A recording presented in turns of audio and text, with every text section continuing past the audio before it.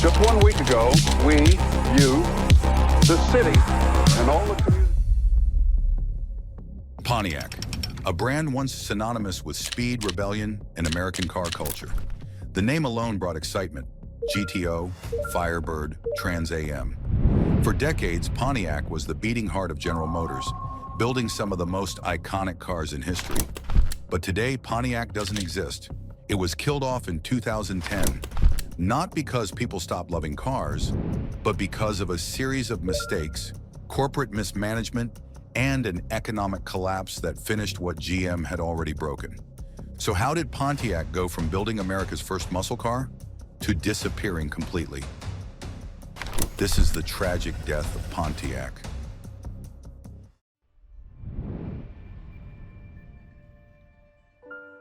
Pontiac began in 1926 as a companion brand to Oakland, another division of GM. At first, Pontiac was meant to be affordable, a step above Chevrolet, but still within reach for ordinary Americans.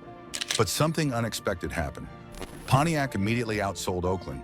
By 1933, Oakland was gone, and Pontiac became the main brand. In the 1930s and 40s, Pontiac wasn't flashy, it was practical. Solid cars with straight 6 and straight 8 engines. For middle-class families, Pontiac meant dependability. But that wasn't enough for the long term. Pontiac was respected, yes, but it wasn't loved. That would change in the 1960s. In the early 1960s, Pontiac was struggling for identity. That's when a man named John DeLorean, yes, that John DeLorean, became chief engineer and later head of Pontiac. DeLorean saw an opportunity. At the time, GM had a rule. No midsize cars could have engines larger than 330 cubic inches. But DeLorean bent the rules. He took the Pontiac Tempest, dropped in a massive 389 cubic inch V8, and created the 1964 Pontiac GTO. The GTO changed everything. It wasn't just a car, it was a movement. Affordable, powerful, stylish, and marketed directly to young buyers. Sales exploded. Pontiac thought they'd sell 5,000 GTOs in the first year. They sold over 32,000. By the late 1960s, Pontiac was riding high. The Firebird and Trans Am followed, battling the Chevy Camaro and Ford Mustang. In 1968, Pontiac sold over 900,000 cars, the third best-selling brand in America. Pontiac was no longer just dependable, it was exciting, it was rebellious, it was cool, but nothing lasts forever.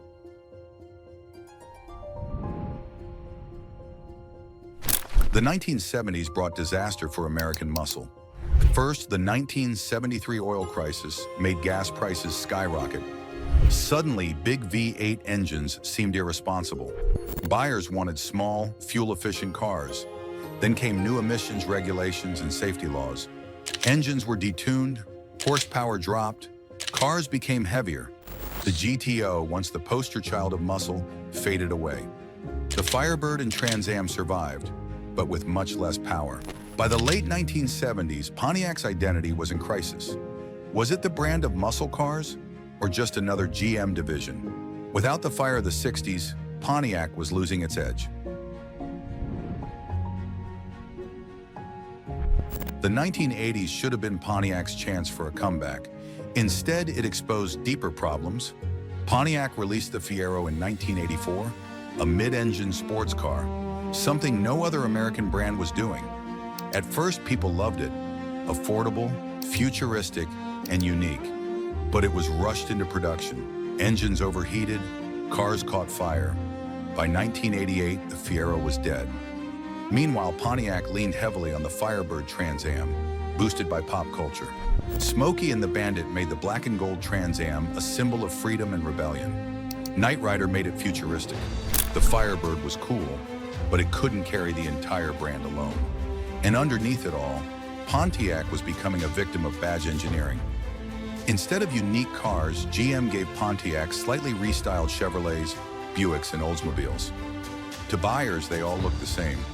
While Toyota and Honda were building reputations for reliability, Pontiac was selling cars that were neither the most exciting nor the most dependable. The cracks were starting to show.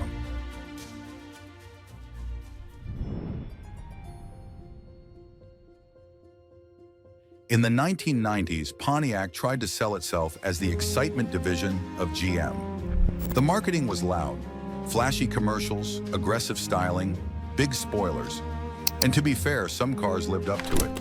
The Grand Prix GTP, with a supercharged 3,800 V6, was a genuine sleeper performance sedan.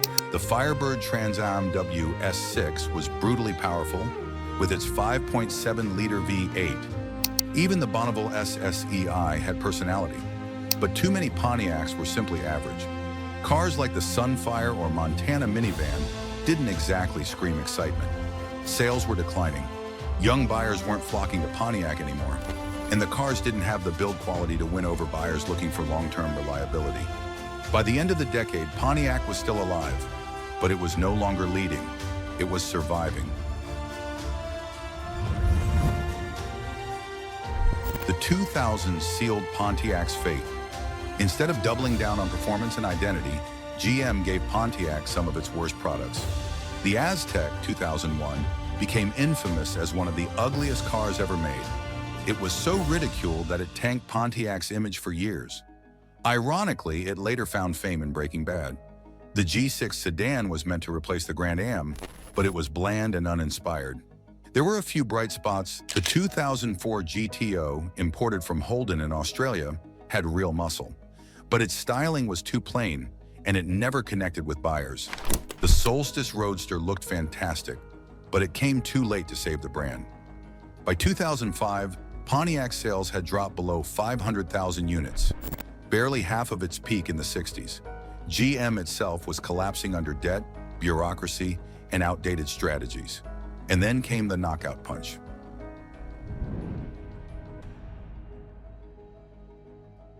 In 2008, the global financial crisis hit. Car sales plummeted. GM, already drowning in debt, was weeks from bankruptcy. To survive, GM went to the US government for a bailout. But there was a condition. GM had to cut brands. Too many divisions, too much overlap, too little profit. Pontiac, once GM's crown jewel, was now seen as redundant. It didn't have the sales of Chevrolet, the luxury of Cadillac, or the loyal customer base of Buick. In 2009, GM announced that Pontiac would be discontinued. By 2010, the last Pontiacs rolled off the line. The brand that had once built the original muscle car was dead. Today, Pontiac is gone, but its legacy is undeniable. The GTO is remembered as the car that started the muscle car era. The Firebird Trans Am is still an icon, immortalized in film and TV. Even the Aztek found a strange second life thanks to Breaking Bad. And for enthusiasts, Pontiac represents something bigger. The tragedy of wasted potential. A brand that once led the auto industry, killed not by lack of passion from customers, but by mismanagement from above.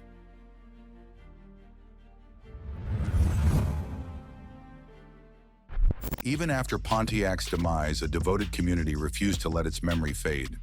Car shows, online forums, and local meetups became sanctuaries for the brand's loyal fans.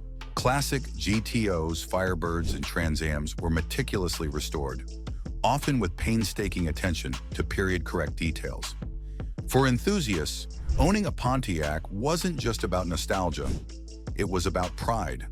These cars were symbols of a bygone era when American automakers could create vehicles that were daring, stylish, and loud. Young collectors began seeking out Pontiacs as investment pieces, recognizing that rarity and history gave them value beyond their performance. Clubs like the Pontiac Oakland Club International offered gatherings, technical advice, and a sense of belonging. To the enthusiasts, Pontiac lived on, a ghostly heartbeat that refused to be silenced. And as generations passed, the passion only intensified, cementing Pontiac as a legend in the collector world.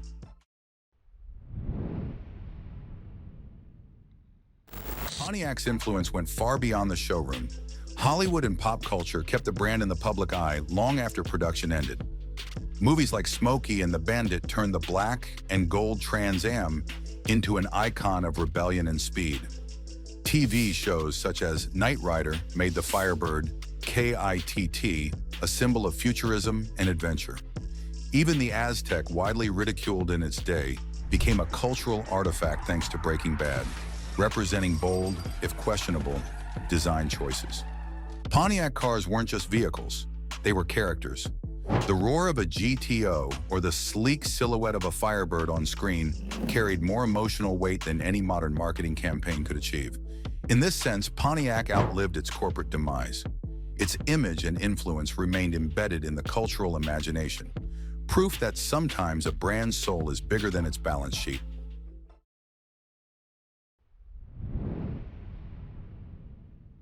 Pontiac's death also serves as a cautionary tale for the automotive industry. Missteps in design, branding, and corporate strategy compounded over decades, illustrating how even the most iconic brands can collapse. Badge engineering, the practice of slapping the Pontiac logo on rebadged Chevrolets, diluted the brand's identity. Ambitious projects like the Fiero, launched with incomplete engineering, eroded trust. And models like the Aztec reminded consumers that a single miscalculation could tarnish a brand's reputation for years. GM's internal bureaucracy and focus on short-term cost-cutting accelerated Pontiac's decline. Instead of nurturing the brand's unique voice, the company treated it as a disposable division. For students of business, Pontiac's demise highlights how passion, innovation, and consumer loyalty can be undermined when strategy and execution misalign.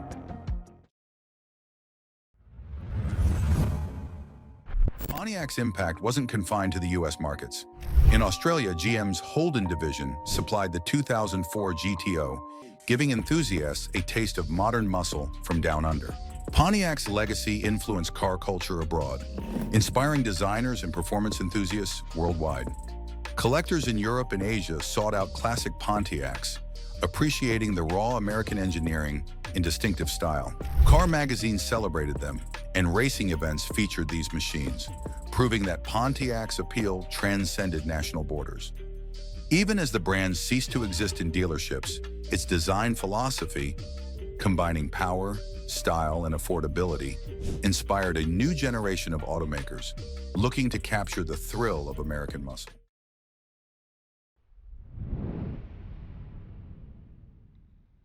More than a decade after its closure, Pontiac has become mythic. For car enthusiasts, it represents both the heights of innovation and the dangers of corporate neglect. GTOs, Firebirds, and even obscure models like the Tempest evoke longing and admiration. In a world of increasingly homogeneous vehicles, the story of Pontiac reminds people that automotive passion is more than horsepower or styling. It's about identity, culture, and emotion. Pontiac was never just a badge. It was a statement, a promise of excitement, a challenge to the ordinary. Even today, when a classic Trans Am rumbles down the street or a collector unveils a restored GTO, the spirit of Pontiac lives on. Its death may have been tragic, but its legend is eternal. A reminder that some brands are too vibrant to ever truly disappear. Pontiac's story is both inspiring and tragic. From creating legends like the GTO to being remembered for the Aztec. From nearly 1 million cars sold a year to zero. It wasn't just the recession that killed Pontiac. It was years of corporate indecision, badge engineering, and the slow loss of identity. And that's why Pontiac's death still hurts. It wasn't just another car brand. It was a symbol of what American performance could be. And maybe, just maybe, that's why enthusiasts will never forget it.